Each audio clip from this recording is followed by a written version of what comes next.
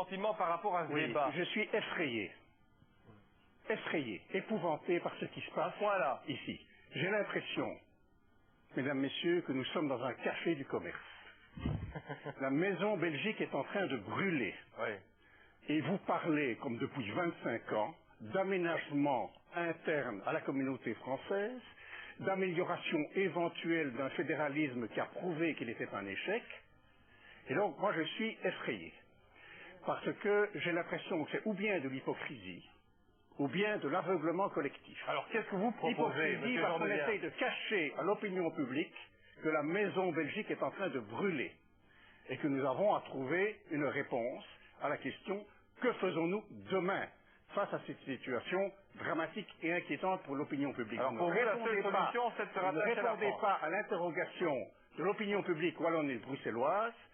Que se passe-t-il? Que faites-vous? Quelle est votre unité? Quel est votre projet pour demain, au cas où nous devrons constater que le feu a été définitivement mis à cette maison Belgique?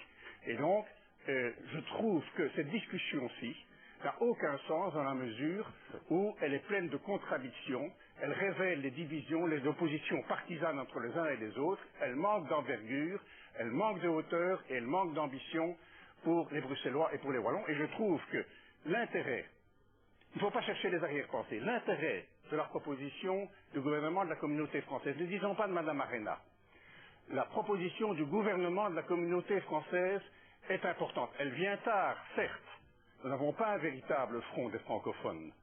Eh bien, essayons de le créer, essayons de réfléchir à l'essentiel, c'est-à-dire à la façon d'envisager notre avenir commun, de poser un certain nombre de principes, de règles fondamentales de notre comportement dans les mois et les années à venir, et de définir ensemble un projet digne de ce nom pour les populations qui attendent cela. Votre projet à vous, ce serait quoi justement pour les francophones?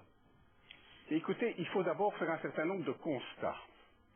Est-ce que le fédéralisme belge est un échec ou est-ce que c'est un succès? Non, c'est un échec dramatique. C'est un échec historique. On ne l'a pas vu à temps. Les francophones ont sous-estimé ce qui se passait en Flandre. Et ils continuent aujourd'hui, en tout cas, si j'en crois votre comportement, vous sous-estimez ce qui est en train de se passer en Flandre. Nous avons affaire à une véritable nation. Alors, je pense qu'il faut effectivement rester soudés, ne pas tomber dans le panneau des régionalistes bruxellois qui affaibliraient les francophones dans la négociation, quelle qu'elle soit, que ce soit une négociation pour continuer la Belgique. Donc vous plaidez pour une communauté française plus forte?